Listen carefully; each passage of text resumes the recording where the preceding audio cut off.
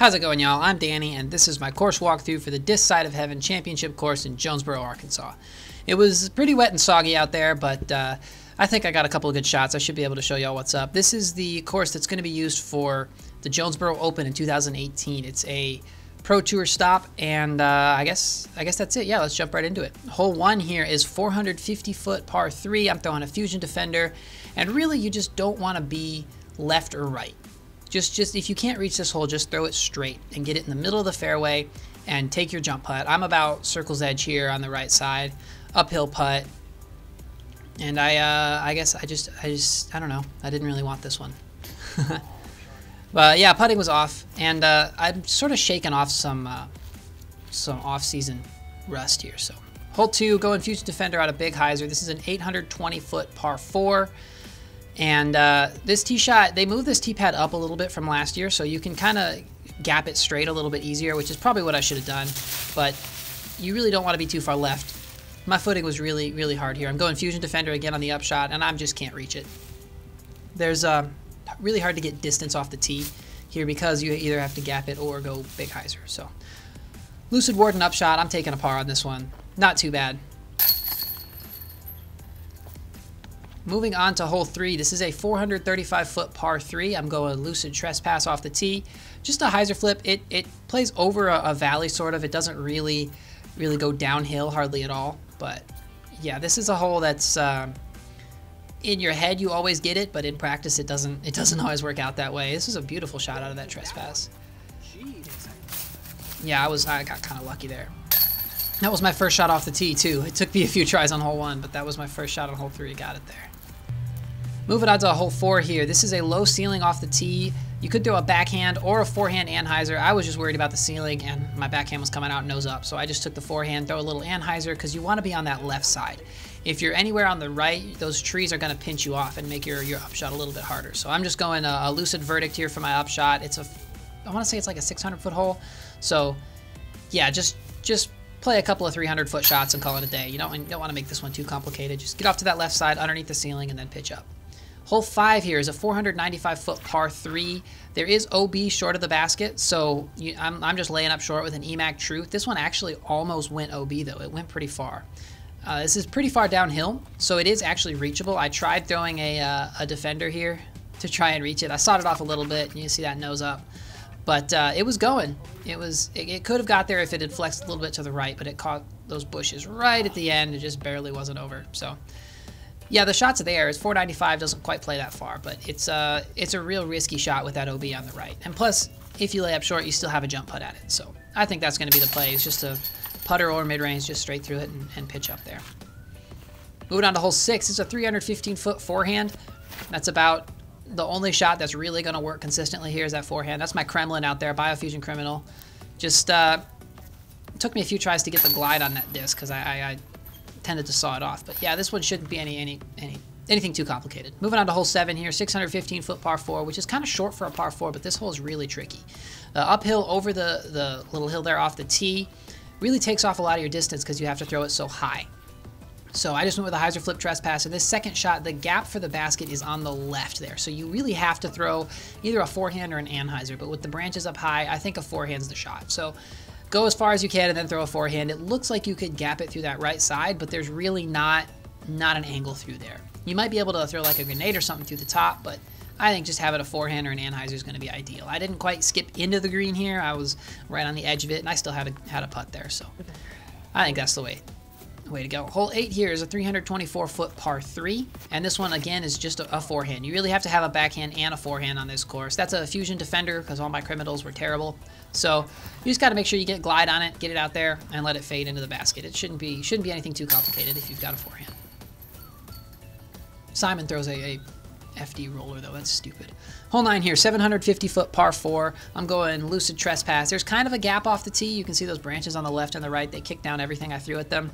So really, ideally, you'd finish a little bit further left than that here, but I mean, that's not too bad. There is an alternate tee pad up here that I'm not sure if they're going to be using for the tournament, and from here, you might be able to reach the top of that hill.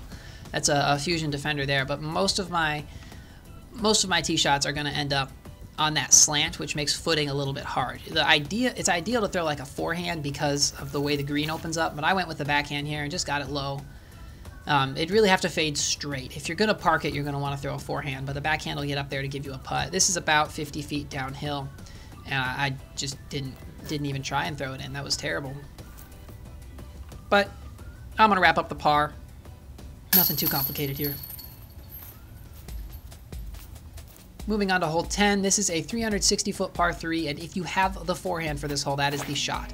As you can see, I do not. I don't have quite enough power on my forehand to get it there, but a forehand is ideal because it'll fade towards that basket. Now there is not OB, but it's pretty much OB. It's nastiness on the right. I went with a backhand EMAC Truth, and I think this is what I'm probably going to throw in the tournament because it was beautiful.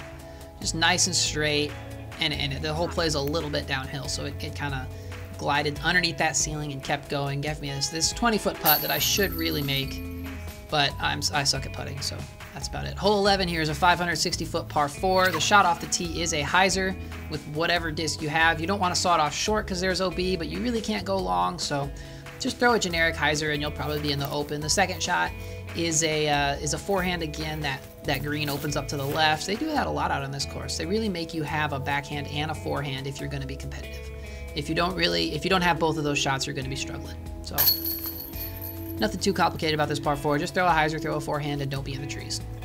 Hole 12 here is 655 feet, and this is another one with 2 tee pads. It really does take some power though to get over that creek. The basket's up there behind those that grouping of trees.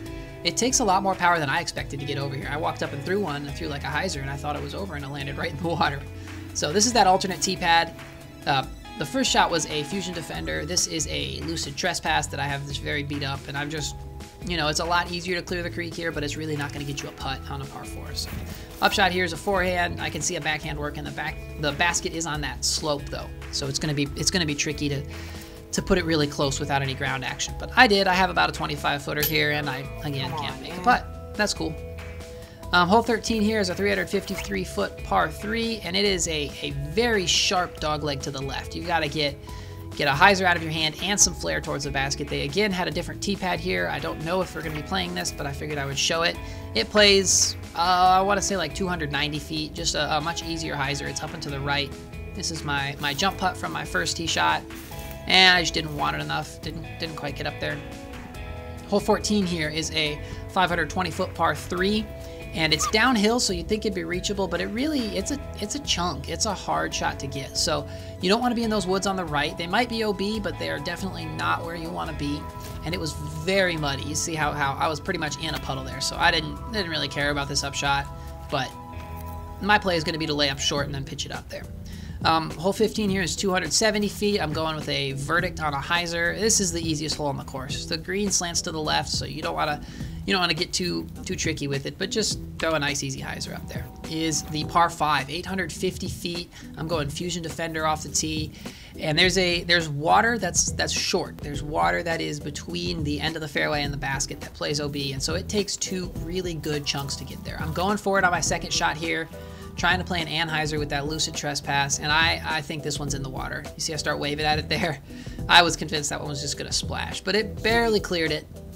Barely landed over on the other side, and that gave me this nice little easy pitch up, and it really doesn't feel like a birdie. This one almost plays more like a par 4. It's a really hard par 4 or a kind of easy par 5. I bet you most people are going to be taking a 4 on this hole. Moving on to hole 17 here. 17 has an OB fence down the left side, but the further right you go, the more pinched off you are from getting to the green. So I'm throwing a stable defender on that sort of a flex line, that flat release, getting it to the right to get that distance, and then fading back left, but not too far. And you can see if I was any further right, I would have a really hard time accessing this basket. It's around and to the right there. And left, you can see where that OB fence is. So I threw an anhyzer with a biocriminal, and then I'm going with the forehand biocriminal, and I decided to fall down for extra flair there. But I reached it with the forehand and the backhand. I think I would probably go with a forehand next time just because of the consistent fade towards the basket. But backhand went a little bit right and went down this hill into these bushes. And this was pretty barren right now, but I bet you if this grows up, this is not going to be a fun spot to be. I mean, I can't make the putt regardless, but you know. Hole 18 here is the hardest par 4 on the course, I think. 818 feet. I'm going a big hyzer off the tee because that gap was small, and this hyzer landed right in the mud. It's not like a huge shot to get over all of that stuff, but it's a pretty good chunk.